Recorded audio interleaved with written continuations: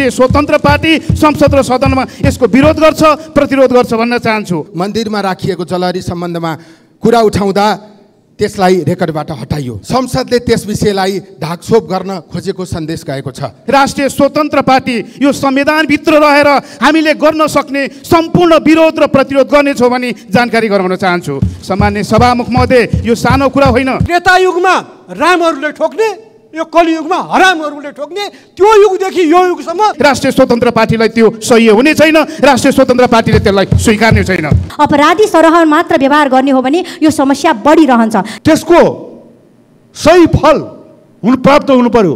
पशुपति क्षेत्र विकास कोष, नेपाल प्रहरी सुरक्षा निकाय, सुनचाँदी व्यवसायी सङ्घ, गुणस्तर तथा नापतौल विभाग, पुरातत्व विभाग, खानी तथा भूगर्भ विभाग र जनप्रतिनिधिहरूले त्यहाँको सुनको चाहिँ खोजी गरेर जोख्दै हुनुहुन्छ, तौल्दै हुनुहुन्छ भन्ने हामी सुनेका। हामीले तपाईँको प्रस्तावलाई पनि खारेज गर्नुपर्ने हदसम्म जानुपर्ने छ भन्दै यस्तोमा अदालतले के गर्छ भन्दाखेरि दोषीलाई न्याय दिए पनि गडबडी गर्नेहरूलाई सजाय तोक्दैन। कति सुन हराएको हो, कति सुन बाँकी छ, के स्थिति हो, यो कुनै ट्रकमा ल्याएको सामग्री जोख्ने कुरा होइन।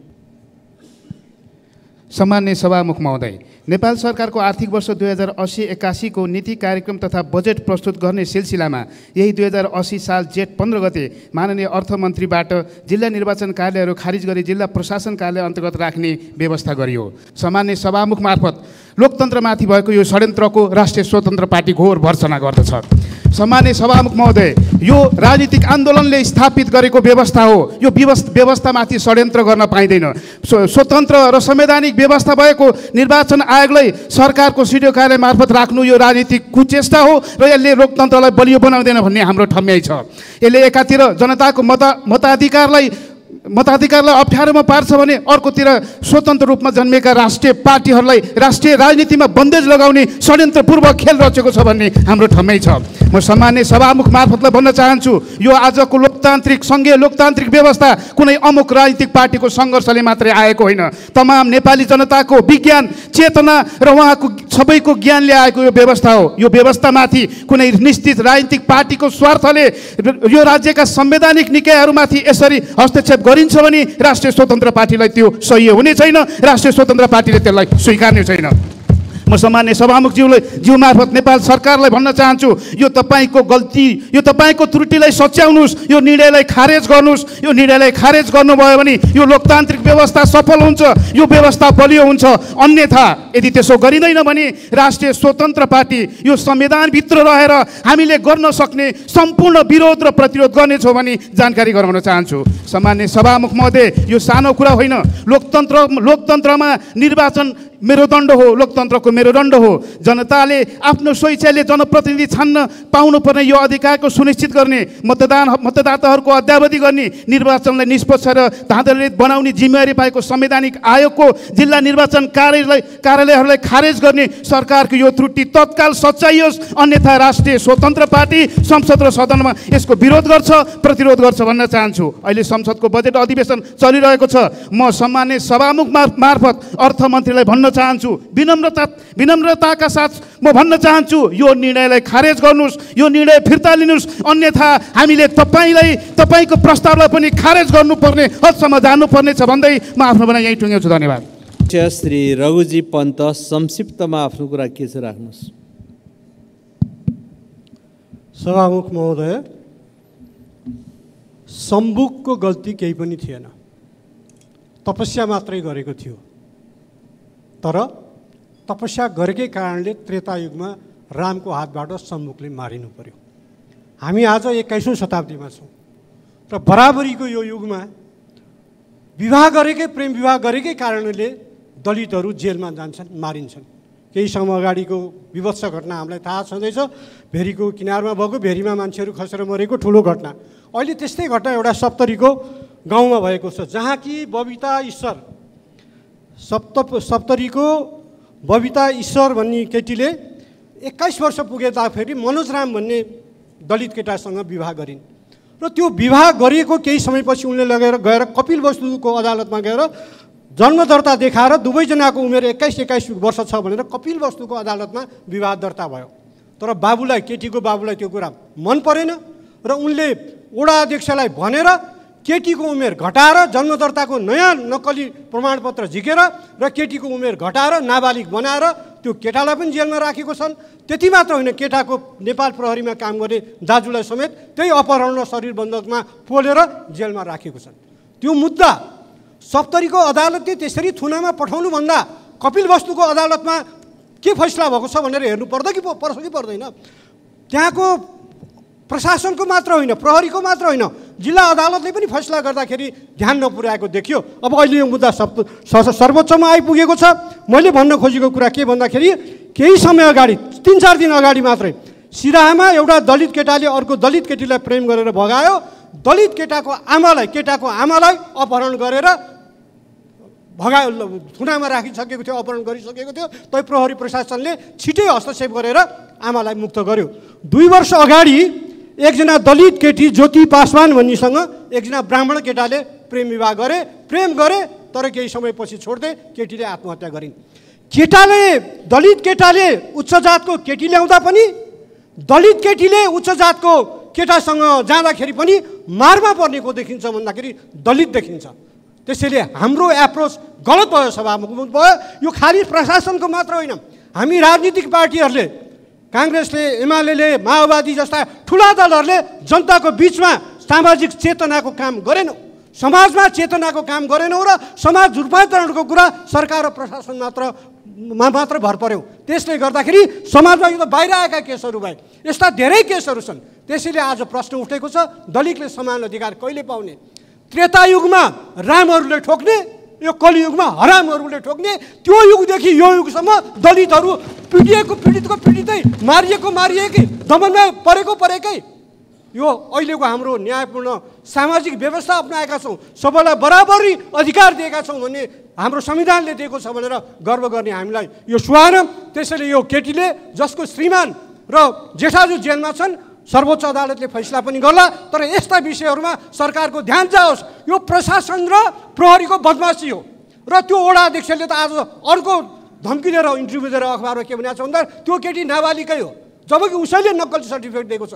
यस्तोमा अदालतले के गर्छ भन्दाखेरि दोषीलाई न्याय दिए पनि गडबडी गर्नेहरूलाई सजाय तोक्दैन। त्यसैले यसरी नक्कली सिफारिस गरेर वयस्क बालिग केटीलाई नाबालिग बनाउने वडा अध्यक्षलाई पनि सरकारले तुरुन्त कारबाही गरोस्, यसमा सरकारको गम्भीर ध्यान जाओस् भन्ने आग्रह गर्दै म आफ्नो भनाइ टुङ्ग्याउँछु। धन्यवाद।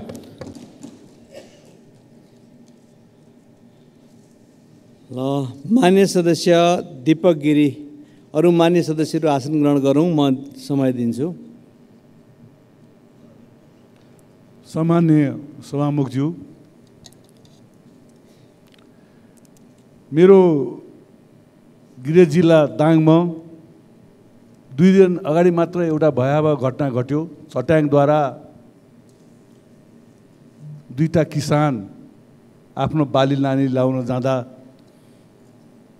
मृत्युवरण गर्नु पर्यो। ती किसानहरू, जो किसान आफ्नै मुलुकमा खेती गर्छु, आफ्नै मुलुकमा बस्छु, म विदेश जान्न भनेर बसेका ती 2टा युवा किसानहरू, जो एक 36 वर्षीय रामनारायण चौधरी थिए, एक 26 वर्षीय समीर केसी थिए, त्यस्तै एक महिला रूपा राणा, उनी पनि घाइते भएकी छन्, पुनम नाम हो उनको। त्यस्तै घटना बागलुङमा पनि बडो हृदय विदारक, चट्याङद्वारै 2टा नाबालक दिनेश विक र सुनिता विक पनि, जो 6 वर्षीय र 9 वर्षीय थिए, मृत्यु भयो। हरेक वर्ष चट्याङद्वारा गएको आँकडा हेर्ने हो भने गएको साल 55 जना चट्याङद्वारा मृत्यु भएको छ। म सभामुख मार्फत के आग्रह गर्न चाहन्छु भने सरकारले नाउँमात्रको 2 लाख सिडिओ कार्यालय मार्फत चट्याङका मृत्युवरण गरेको परिवारलाई दिने गरिएको छ। त्यो रकम नाउँमात्रको छ। संसारको आँकडा हेर्ने हो भने नेपालमा 4थो देश हो जो लाइटिङ अथवा चट्याङद्वारा मान्छे मर्ने गरेको। तसर्थ म सभामुख मार्फत सरकारलाई आग्रह गर्न चाहन्छु, कि ती किसान परिवारहरू जो गरिब परिवारहरू छ त्यसलाई कम्तीमा 10 लाख चाहिँ दियोस् भन्ने म आग्रह गर्न चाहन्छु। सभामुख महोदय, यो बाढी वर्षाको सुरुवात हुँदाखेरि नै जो दुर्घटनाको जुन शुभारम्भ भएको छ यसले हामीलाई सचेत गराउँछ। म सरकारलाई यो बाढी पहिरो मात्र होइन, भर्खरै 4-5 दिन अगाडि जुन सडक दुर्घटनाहरू भए, सुदूरपश्चिमका कानुन मन्त्रीको परिवारले ज्यान गुमाउनु पर्यो, त्यस्तै स्वर्गद्वारीमा तीर्थयात्रु जो दाङ जिल्लैकै थिए 8 जना परिवार सडक दुर्घटनामा मृत्यु हुनु पर्यो, त्यस्तै गोर्खाको जन्तीको मृत्यु भयो। म सभामुख मार्फत सरकारलाई जुन बाटोहरू एउटा चाहिँ स्ट्यान्डर्ड बाटो बनाउनु पर्यो र नियमलाई सही ढङ्गले लागू गर्नु पर्यो भन्ने आग्रह गर्न चाहन्छु। र म एउटा संवेदनशील भएर म सबै मान्य सांसदज्यूहरूलाई हामी यहाँ आकस्मिक टाइममा यस्ता दुर्घटनाका बारेमा कुरा गर्छौँ, त्यसको सही फल प्राप्त हुनु पर्यो। मैले भने कि जसरी गएको पटक 55 जना 144 जना त चट्याङले घाइते भए, खै त सरकारले के गरेको?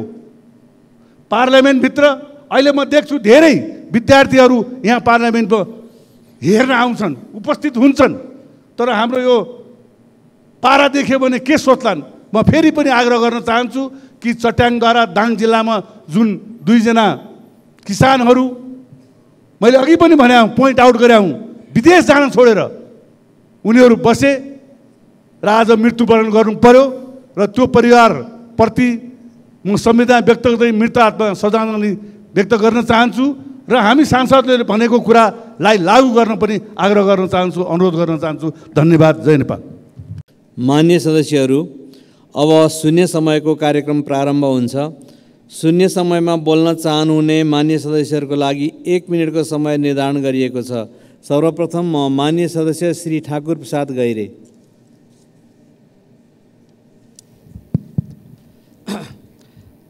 सभामुख महोदय, किसानहरू मल किन्ने लाइनमा छन् तर मल छैन। सरकार भन्छ पर्याप्त स्टक छ। बाढी पहिरोको कारण हामी ठुलो विनाशतर्फ जाँदैछौँ। सरकारको कुनै तयारी देखिँदैन। विनाशपछि दुःख व्यक्त गर्नु, विनाशपछि आँसु चुहाउनुको के अर्थ हुन्छ सभामुख महोदय? ठिक यसै बेला हामी बजेटको पास गर्ने तयारीमा पनि छौँ। जुन बजेट असन्तुलित छ, जुन बजेट अव्यावहारिक छ र यो जनपक्षीय पनि छैन। कम्तीमा यो शेषपटकको सदनबाट दलहरू कमजोरी स्वीकार गर्न तयार छन्, सरकार कमजोरी स्वीकार गर्न तयार छ भन्ने कुरालाई आत्मसात गर्दै यो बजेटलाई संशोधन गरेर जनपक्षीय, व्यावहारिक र सन्तुलित बनाएर पास गर्न यो सदन एकताबद्ध भएर प्रस्तुत हुन जरुरी छ, जसले देशलाई सकारात्मक सन्देश दिन्छ भन्नेतर्फ म सभामुख मार्फत ध्यानाकर्षण गर्न चाहन्छु। धन्यवाद। मान्य सदस्य श्री डोल प्रसाद अर्याल। सम्माननीय सभामुख महोदय, आज म निःशुल्क रूपमा गुणस्तरीय स्वास्थ्य सेवा प्रदान गरिरहेको तर सरकारको उपेक्षामा परेको एउटा अस्पतालका विषयमा सदनको ध्यान आकृष्ट गर्न चाहन्छु। अछाममा बयलपाटा अस्पताल छ सभामुख महोदय, जसको व्यवस्थापन गैर सरकारी संस्था न्याय हेल्थ नेपालले गरिरहेको छ। 15 वर्षदेखि सञ्चालित सो अस्पतालबाट अछामका साथै डोटी, बाजुरा, मुगु, कालीकोट, दैलेख, हुम्ला लगायत विगत जिल्लाका झन्डै 1 लाख नागरिकले वार्षिक रूपमा निःशुल्क स्वास्थ्य सेवा लिइरहेका छन्। विदेशी दात्री निकायले आर्थिक सहायता कटौती गरेपछि अहिले अस्पताल सञ्चालनका लागि चुनौती थपिएको छ। यसअघि अघिल्लो प्रदेश सरकारले 9 करोडको दायित्व लिनेर बाँकी न्याय हेल्थ नेपालले व्यवस्थापन गर्ने सम्झौता भए पनि सो विषय बजेटमा समेटिएको छैन। एउटा नमुना अस्पतालका लागि योभन्दा दुर्भाग्यपूर्ण कुरा के हुन्छ सभामुख महोदय? अस्पताल सञ्चालनका लागि वार्षिक 22 करोड बजेट आवश्यक पर्ने देखिएकोले सङ्घीय सरकार र सुदूरपश्चिम प्रदेश सरकारले त्यसको सुनिश्चितता गर्न म सम्माननीय सभामुख मार्फत सरकारको ध्यानाकर्षण गराउन चाहन्छु। धन्यवाद। मान्य सदस्य श्री तारा लामा तामाङ।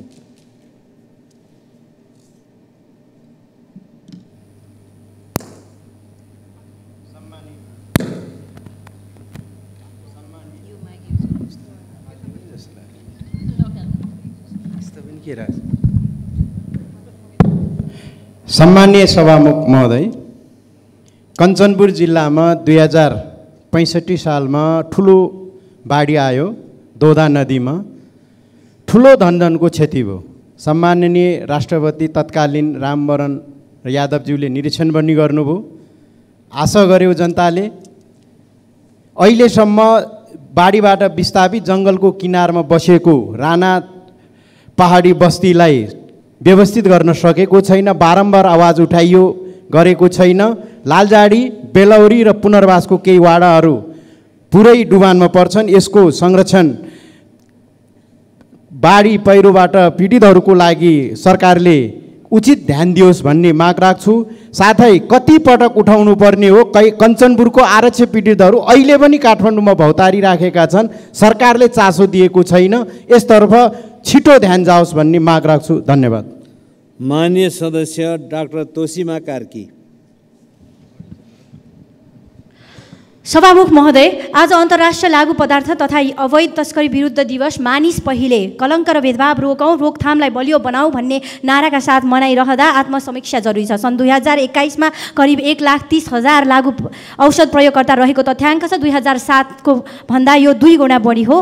WHO ले लागू औषध दुर्व्यसनलाई रोगको रूपमा लिएको छ। Drug abuse is a disease not a crime. तर हाम्रो परिवेशमा मुख्य समस्या भनेकै यसलाई सामाजिक समस्या भन्दा पनि अपराधको रूपमा हो। आजसम्म पनि सुधार गृहहरू गृह मन्त्रालय अन्तर्गत छन्। अपराधी सरह मात्र व्यवहार गर्ने हो भने यो समस्या बढिरहन्छ। लागू औषध कारोबारी र प्रयोगकर्तालाई एउटै दृष्टिले हेर्न मिल्दैन। अधिकांश प्रयोगकर्ताहरू टिन एज 16 वर्ष मुनिका। मुख्य समस्या साथीको सङ्गतले र विभिन्न रोगहरू जस्तै विशेषतः यौन रोग, HIV, हेपाटाइटिसबाट ग्रस्त हुने देखिन्छ। मूलभूत यसको कारण मनोसामाजिक पाटोको समाधान जरुरी छ। त्यसैले सुधार गृहहरूलाई स्वास्थ्य मन्त्रालय अन्तर्गत ल्याउन जरुरी छ र बजेटमा पनि सुधार गृहहरूको लागि प्रोत्साहन आवश्यक छ। धन्यवाद। माननीय सदस्य श्री दामोदर पौडेल बैरागी।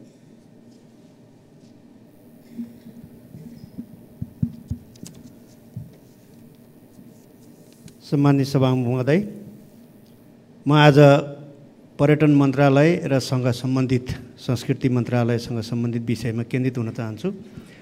कास्की जिल्लामा फेवाताल छ। त्यो फेवातालको संरक्षण, त्यहाँभित्र रहेको फेवातालको बिचमा रहेको बाराई मन्दिरको पुनर्निर्माण भइरहेको छ। यसतर्फ ध्यान जाओस्। अन्नपूर्ण पर्यटन क्षेत्र छ, त्यसको संरक्षण, विकास र पैदल मार्गको लागि व्यवस्था गरियोस्। माछापुछ्रे पैदल मार्ग छ, त्यसको लागि व्यवस्था गरियोस्। घोडेपानी, टाँडापानी पर्यटन क्षेत्र विकासका लागि ध्यान दिइयोस्।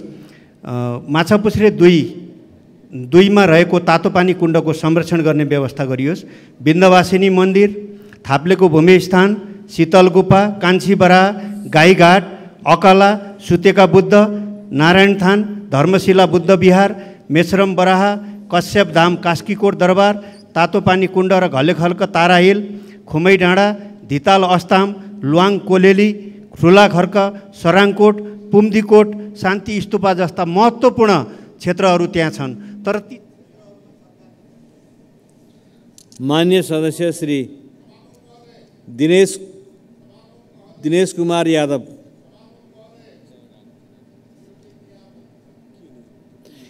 कुन नियम अन्तर्गत के आपत्ति मान्यज्यू? के नियम आपत्ति हो? महोदय, यो नियमावलीको 15 मा लेखिएको छ आकस्मिक समयमा तत्काल रूपमा भएका घटनाहरूका बारेमा मात्रै बोल्न पाइने भन्ने कुरा भयो र मैले आकस्मिक समयमा सुदूरपश्चिमको राजधानी जो अहिलेसम्म पनि बन्न सकेको छैन समस्या छ, गेटाको चाहिँ अस्पताल जो अहिलेसम्म पनि आन्दोलनमा छ। नियम कुन अन्तर्गतको आपत्ति भन्ने भन्दा विषयमा जानुभयो नि मान्यज्यू, मैले विषय दिनु पर्यो नि। मलाई सभामुखज्यूले रोक्नुभयो र अहिलेको यो जो आकस्मिक समयमा हिजो आजका घटनाहरू आएको मैले कहीँ पनि भेटाइनँ। तर मलाई चाहिँ मान्य सदस्यज्यू, यहाँले ध्यान आकर्षण गराउनु भयो, त्यसमा ध्यान आकृष्ट भएको छ। यहाँ बसौँ र अब हाम्रो कार्यसूची अन्तर्गत अगाडि जान्छ।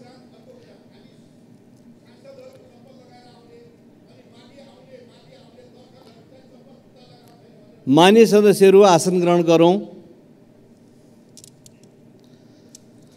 मान्य सदस्य श्री दिनेश कुमार यादव, शून्य समयमा दिनेश कुमार यादव मान्यज्यू।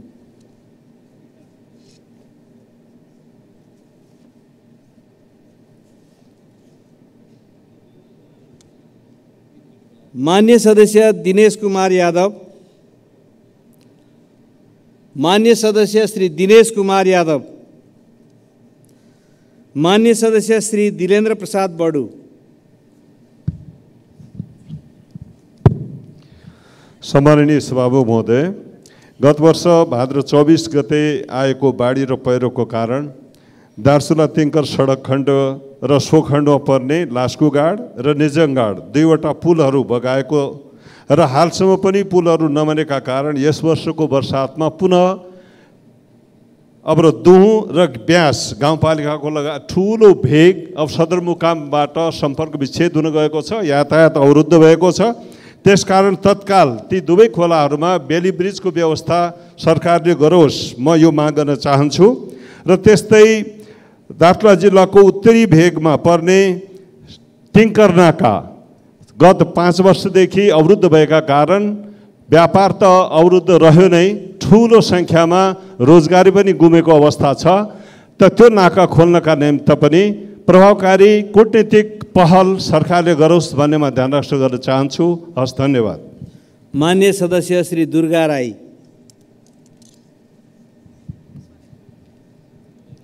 सम्माननीय सभामुखज्यू, भर्खर मात्रै बाढीले देश आक्रान्त भइरहेको छ। भर्खर एक गते भोजपुर जिल्लाको टेम्के मयौँ गाउँपालिका 8 गोगने निवासी मनदीप राई राउटे खोलाले बगायो। तर सब इन्जिनियर मनदीप राई बगाएको कुरा भर्खर मात्रै हाम्रा गृहमन्त्रीज्यूले अवलोकन गरेर फर्किनु भए पनि त्यो मेन्सन भएन। म भोजपुरवासीको तर्फबाट माग गर्न चाहन्छु, बाढी पीडितले बगाएको मनदीप राईलाई मेन्सन गरियोस् र मनदीप राईप्रति हार्दिक श्रद्धाञ्जली र उहाँको शोकसन्तप्त परिवारमा समवेदना व्यक्त गर्दछु र उहाँको परिवारलाई राहत उपलब्ध गरायोस् भन्ने पनि भन्न चाहन्छु। साथै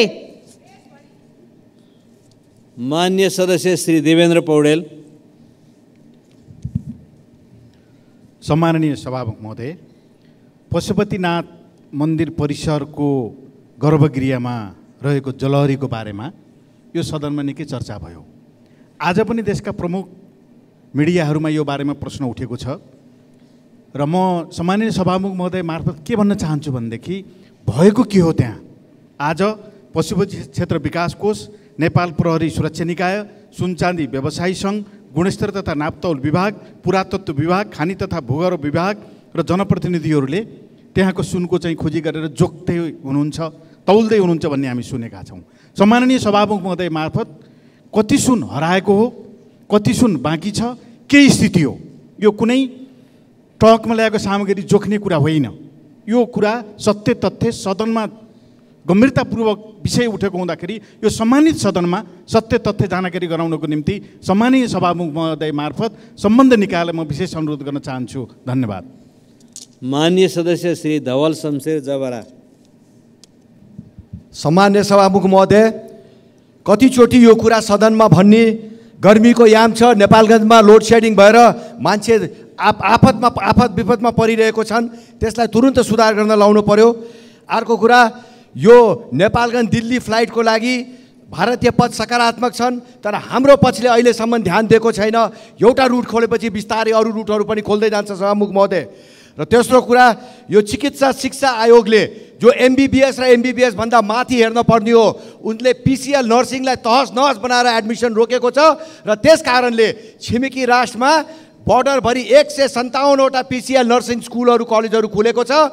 नेपालका स्टुडेन्ट कोही जान पाइरहेछन्, कोही जान पाइरहेछैनन् र यहाँ हुने पैसा पनि सबै भारतमा गइरहेछ। यसको लागि सम्बन्धित निकायहरूको ध्यान आकर्षण गरिदिन पर्यो। धन्यवाद, नमस्कार। माननीय सदस्य श्री ध्रुवबहादुर प्रधान। सम्माननीय सभामुख महोदय, नवलपरासी पश्चिम पालीनन्दन गाउँपालिका अन्तर्गत शङ्करपुरको झरै खोलाको तटबन्ध र हरपुरको पुलको बारे सदनमा पटक पटक स्मरण गराउने कार्य भयो। महेशपुर रामग्राम र सुनवललाई जोड्ने यो पुल प्राथमिकतामा परेन। वर्षात सुरु भइसकेको छ। अब शङ्करपुर बुढन्तवापुर हुन्छ। उद्धार र राहतको लागि सरकारको पूर्व तयारीको लागि म ध्यान आकर्षण गराउन चाहन्छु। धन्यवाद। माननीय सदस्य श्री नागिना यादव। सम्माननीय सभामुख महोदय, कुनै जिल्लामा यदि हाइड्रो पावर बनेको छ भने त्यस हाइड्रो पावरबाट उठेको रोयल्टी त्यो जिल्लालाई सर्टेन छुट्याउने गरेको छ। तर सभामुख महोदय, मध्य प्रदेशबाट अहिलेसम्म 70% राजस्व उठ्ने गरेको छ। त्यसको हिसाबले पनि मध्य प्रदेशलाई चाहिँ बजेट छुट्याइएन। त्यो 70%बाट स्पेसल मध्य प्रदेशलाई चाहिँ केही रोयल्टी चाहिँ छुट्याओस् भन्ने म सभामुख मार्फत सरकारको ध्यान आकर्षण गराउन चाहन्छु। हस्त धन्यवाद। जयनेप। माननीय सदस्य श्री नारायणी शर्मा।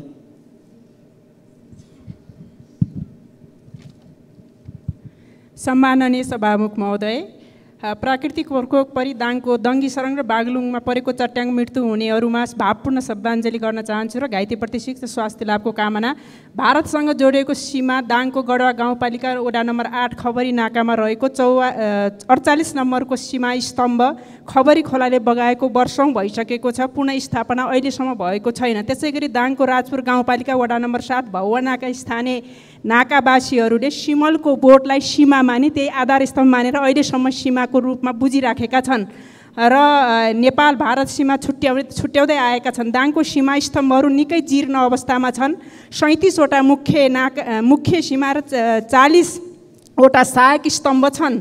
मर्मत सम्मारको लागि केही पहल भएको छैन। सीमा स्तम्भ दिन प्रतिदिन जीर्ण बन्दै गएका छन्। सीमा स्तम्भलाई व्यवस्थित र पूर्ण बनाउनको निम्ति नेपाल सरकारको ध्यान आकर्षण गर्न चाहन्छु।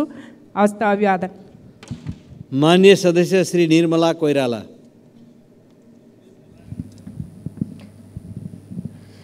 सम्माननीय सभामुख महोदय, वीरगञ्ज महानगरपालिका नेपालको प्रवेशद्वार हो।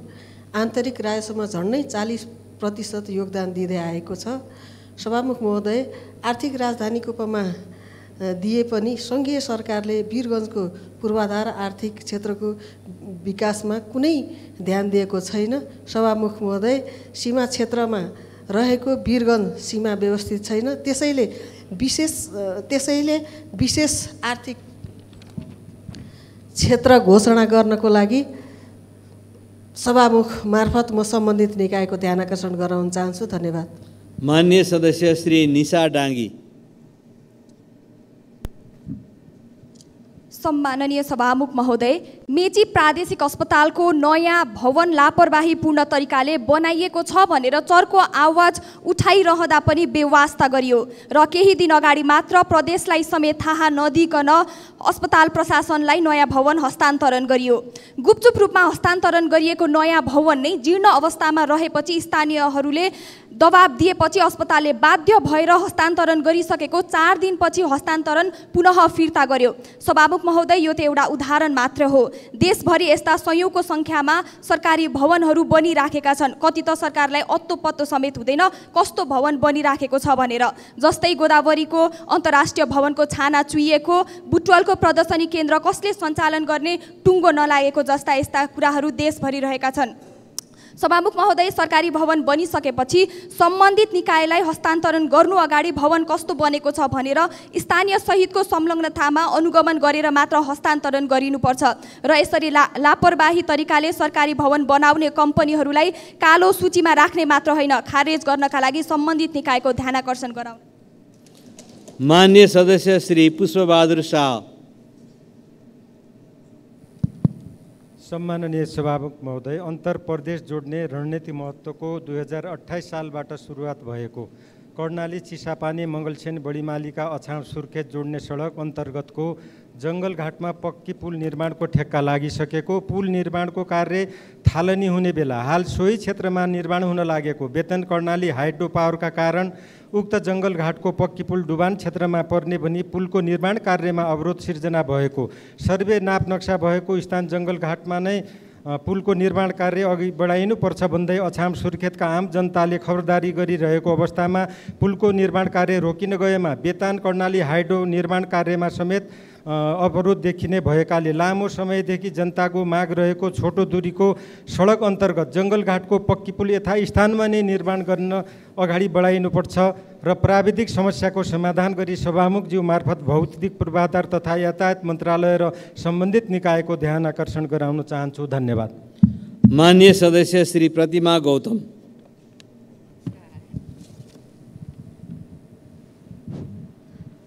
सम्मानीय सभामुख महोदय, राष्ट्रिय चिकित्सा शिक्षा ए नियमावली 2077 दफा 44ले चिकित्सा शिक्षा क्षेत्र चिकित्सा शिक्षा अन्तर्गत तह र विषय कार्यक्रमको अनुसूची 8मा पिसिएल नर्सिङ शिक्षालाई समावेश गरेको छैन।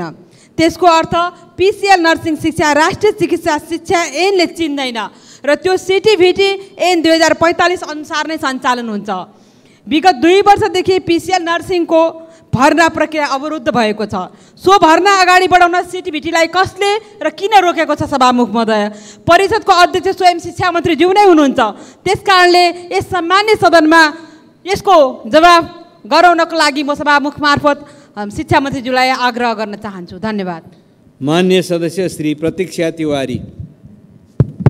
सम्माननीय सभामुख महोदय, सरकारको करोडौँ खर्चमा विदेश गएका 30 सरकारी अधिकारी जो उतै लुकेर बसे भन्ने समाचारले आश्चर्यचकित बनाएको छ।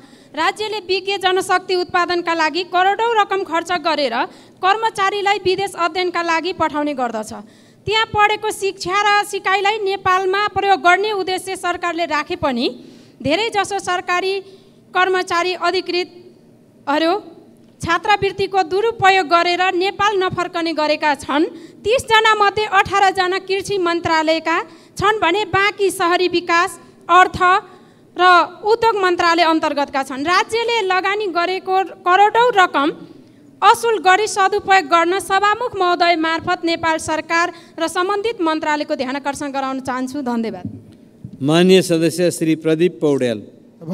सभामुख महोदय, केही दिन अगाडि यही सदनमा एकजना माननीय ज्यूले पशुपतिनाथको मन्दिरमा राखिएको जलहरी सम्बन्धमा कुरा उठाउँदा त्यसलाई रेकर्डबाट हटाइयो। मेरो विचारमा यसबाट संसदले त्यस विषयलाई ढाकछोप गर्न खोजेको सन्देश गएको छ। सभामुख महोदय, पहिलो त भ्रष्टाचार कहीँ पनि हुनु हुँदैन। त्यसमाथि धार्मिक आस्थाको केन्द्रमा भ्रष्टाचार जोडिँदा संसार सामु हाम्रो शिर निहुरिएको छ। यसले केही प्रश्नहरू उठाएका छन्। यस्ता विषयमा तत्कालीन सरकारले गरे जस्तै गरी अब निर्णय गर्न पाइने कि नपाइने पहिलो कुरा। दोस्रो कुरा, उजुर परेको 2 वर्षपछि बल्ल अख्तियारले छानबिन गरेको छ। महालेखाको प्रतिवेदनमा प्रश्न आएको विषयलाई अख्तियारले यति ढिलो गरी छानबिन किन गर्यो? यसको निर्णय प्रक्रिया र कार्यान्वयनका सन्दर्भमा थुप्रै विषयहरू जोडिएका छन् र ती व्यापक रूपमा टीका टिप्पणीको विषय बनेका छन्। सम्माननीय सभामुख मार्फत म सदनलाई अनुरोध गर्न चाहन्छु, यो गम्भीर विषय छानबिनका निम्ति सदनले एउटा समिति बनाओस्, यसको पूर्ण र निष्पक्ष छानबिन हुने स्थिति निर्माण होस्। धन्यवाद। माननीय सदस्य श्री प्रेम बहादुर महर्जन। सम्माननीय सभामुख महोदय, जग्गा दर्ता सम्बन्धमा आफ्नो नाउँमा नापी भएको वा नापी छुट भएको र भोग चलनमा रहेको सोबासी घर जग्गा दर्ता बन्द रहेकोले लाखौँ जनताहरू लाल पूर्जा पाउनबाट वञ्चित भएको र आफ्नो जग्गा भएर पनि सुकुम्बासी हुनु परेकोले मालपोत नियमावलीमा तत्काल संशोधन गरी खुलाउनु पर्ने माग गर्दछु। त्यसै गरी जग्गा किटकाट सम्बन्धमा 4 आना 2 दामको मापदण्डको कारणले अंशबन्दा गर्न सानो घरेरी किटकाट गर्न नपाएकोले भूमि व्यवस्था सहकारी तथा गरिबी निवारण मन्त्रालयले भू उपयोग नियमावली संशोधन गरी खुलाउन माग गर्दछु। धन्यवाद। माननीय सदस्य श्री प्रेम सुवाल। सभामुख महोदय मार्फत सरकारको ध्यान आकर्षण गराउन चाहन्छु। यतिखेर सच्चा देशभक्त नेपालीहरू, राजनीतिक पार्टीका नेता कार्यकर्ता, कर्मचारी, उद्योगी, व्यापारी सबै थप सचेत र संवेदनशील हुनु जरुरी छ। विदेशी गुप्तचर संस्थाका एक अधिकारीले सन् 1995मा लेखेको पुस्तकमा गुप्तचर संस्थाको सहयोगमा नेपालको प्रधानमन्त्री भएको एउटा पार्टीले देशभरि नै आफ्नो प्रभाव बलियो पारिसकेको उल्लेख गरेका थिए। तत्कालीन राजासँगको भेटघाटमा पनि खाममा राखेर सहयोग गरिएको सो पुस्तकमा उल्लेख छ। नेपालमा एक वरिष्ठ पत्रकारले पनि आफ्नो पुस्तकमा प्रधानमन्त्री भएको उही पार्टीले विदेशी राष्ट्रपतिसँग करोडौँ रुपियाँ मागेर महाधिवेशन गरेको उल्लेख गरे। नेपालको गोप्य विषय विदेशी गुप्तचर संस्थालाई दिने जोसुकै होस्, एक दिन पोल कुल्नेतर्फ हामी सबै सचेत हुनुपर्छ। एउटा देशलाई ध्वस्त पार्न बम बारुद हान्नु नपर्ने भनेको यही हो कि? धन्यवाद। मान्य सदस्य श्री बलराम अधिकारी।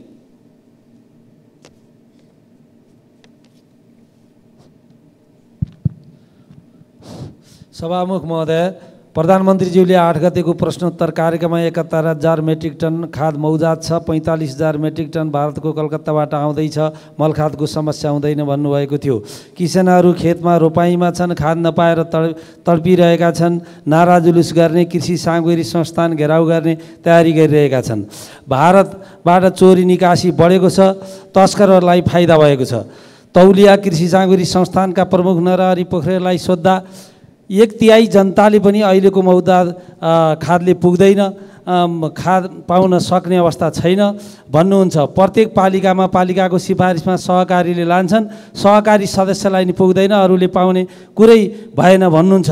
तसर्थ पालिकाको सिफारिस अनुसार किसानले भारतीय बजारबाट किनेर ल्याएको खाद बिना रोकटोक ल्याउन दिने व्यवस्था गरी तत्कालको समस्या हल गर्नका निम्ति सभामुख मार्फत सरकारको ध्यान आकर्षण गर्न चाहन्छु। धन्यवाद। मान्य सदस्य श्री बसन्त कुमार नेम्बाङ। सम्मानीय सभामुखज्यू, असार 2 गते गएको बाढी पहिरोको कारण पाँचथर जिल्लामा ठुलो धनजनको क्षति भएको छ। म सम्मानीय सभामुखज्यू मार्फत सरकारको केही कुरामा ध्यान आकर्षण गराउन चाहन्छु।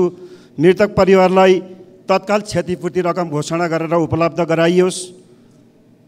पूर्ण क्षति, आंशिक क्षति र बस्नै नहुने गरी जम्मा 113 घर परिवार विस्थापित भएको छ। उनीहरूलाई रकम तोकेर पुनर्स्थापना गरेर घर निर्माणको निम्ति सरकारले तत्काल कदम अगाडि बढाओस्। धेरै पुलहरू ध्वस्त भएका छन्। दोबाने, हेवाखोला, फालेलुङ 3 र 5 जोड्ने, 7 र 5 जोड्ने बाटोहरूमा तत्काल सम्बन्धित मन्त्रालयलाई निरीक्षण गराई के गर्नुपर्ने उपयुक्त कदमहरू अगाडि बढाइयोस् भन्न चाहन्छु। त्यसरी नै फलैचा र माथि मेमेङमा के अरे विद्युत अवरुद्ध छ। नेपाल विद्युत प्राधिकरणलाई तत्काल मुभ गराएर बत्ती जोडेर बाल्ने कामहरूको निम्ति सरकारले ध्यान दियोस् भन्ने आग्रह गर्न चाहन्छु। धन्यवाद। माननीय सदस्य श्री वासुदेव घिमिरे। सम्माननीय सभामुख महोदय, एसियाली विकास ब्याङ्कको सहयोगमा लुम्बिनी विकास कोषमा आएका बस भ्यान गरी 19वटा विद्युतीय सवारी साधन सेतो प्लेटमा दर्ता भएकोमा उक्त सवारी साधनहरूलाई सशुल्क सञ्चालनको लागि हरियो प्लेटमा रूपान्तरण गर्न प्रदेश सरकारले स्वीकृति प्रदान गरी निर्णय कार्यान्वयन गर्न यातायात व्यवस्था कार्यालय रूपन्देहीलाई पत्राचार गरेकोमा सो कार्यालयले निर्णय कार्यान्वयन नगर्दा गाडी, सौर्य ऊर्जा प्लान्ट र चार्जिङ स्टेसन समेत गरी 28 करोडको अनुदान सहयोग परियोजना सञ्चालनमा आउन सकेको छैन। पूर्वाधार बनेको 2 वर्षसम्म पनि सवारी साधन सञ्चालनमा आउन नसक्दा बृहत्तर लुम्बिनी पर्यटकीय क्षेत्रको भ्रमणमा आउने पर्यटकहरूले शास्ति भोग्नु परेको छ। अनुदानमा प्राप्त गरेका सवारी साधन पनि चलाउन नसक्नु कहाँसम्मको विडम्बना हो सभामुख महोदय। यो विषयमा सङ्घीय सरकारको विभागीय मन्त्रालयले यथाशीघ्र आवश्यक पहल कदमी लिएर प्लेट परिवर्तन गराई सवारी साधन सञ्चालनको व्यवस्था मिलाउन विभागीय मन्त्रीजीको गम्भीर ध्यान आकर्षण गर्न चाहन्छु। धन्यवाद। माननीय सदस्य श्री बिन्दवासिनी कंसाकार। सम्माननीय सभामुख महोदय, म यहाँ आज खुल्ला र जथाभावी मदिरा बिक्री वितरणलाई रोक्ने कुरा उठाउन चाहन्छु। राजस्व उठाई आर्थिक लाभ गर्ने नाममा कलिला बालबालिकाहरूको भविष्यसँग खेलवाड गर्ने छुट यो सदन र सरकारलाई छैन। खुल्ला मदिरा वितरणले सामाजिक, राजनीतिक र स्वास्थ्य समस्या बढाउने मात्र होइन, यो उनीहरूको सामाजिक, आर्थिक र आध्यात्मिक अस्थिरताको कारण पनि बन्न सक्छ। कलिला उमेरमा मादक पदार्थ सेवन गर्दा हुने समस्या थाहा हुँदाहुँदै हामी कहाँ यसको रोकथाम गर्ने प्रयास देखिन्न। मादक पदार्थ खरिद र बिक्री वितरण गर्ने स्थानमा रात्रिकालीन मनोरञ्जन स्थलमा प्रवेश गर्ने परिचय पत्रको जाँच अनिवार्य हुनुपर्छ। सभामुखज्यू, खुल्ला मादक पदार्थ खरिद र सेवन गर्ने कुरामा कडाई गरियोस् र 18 वर्ष मुनिका नागरिकलाई यो पाउनमा रोक लगाइयोस् भनी यो सदन र सरकारसँग जोरदार माग राख्न चाहन्छु। धन्यवाद। माननीय सदस्य श्री विनिता कठायत। सम्माननीय सभामुख महोदय, गौतम बुद्ध नेपालमा जन्मिएकोमा हामी गर्व गर्छौँ। अर्को देशले दाबी गर्दा हामी सडकमा पनि आउँछौँ। नेपालमा तराई पहाड र हिमालमा छरिएका बुद्ध मार्गीहरूको हजारौँ पुरानो कलाकृतिको राज्यको सुरक्षा निकायले जोगाउनु पर्ने हो कि होइन? रातको समयमा केही लुटेराहरू गुम्बाभित्र पस्छन्, त्यहाँको लामाहरूलाई कुटपिट बलजबस्ती गर्छन् र शताब्दी पुरानो खड्ग खजाना लुटेर भाग्छन्। त्यहाँका स्थानीयले प्रहरीमा उजुरी त दिन्छन्, तर लुटिएको खड्ग खजाना फिर्ता आउला भन्ने आशा झिनो मात्रामा छ। यो घटना हो असार 8 गते अप्पलो डोल्पामा पर्ने सो फोक्सुन्डोको गाउँपालिका वडा नम्बर 4 स्थित नामदे देचेन लापराङ गुम्बाको। असार 9 गते राति पनि त्यही सो फोक्सुन्डोकै चाङ्खा गुम्बाबाट पुरातात्विकको महत्त्वका विभिन्न सम्पदाहरूको चोरी भएको छन्। त्यहाँ लुटेराहरूको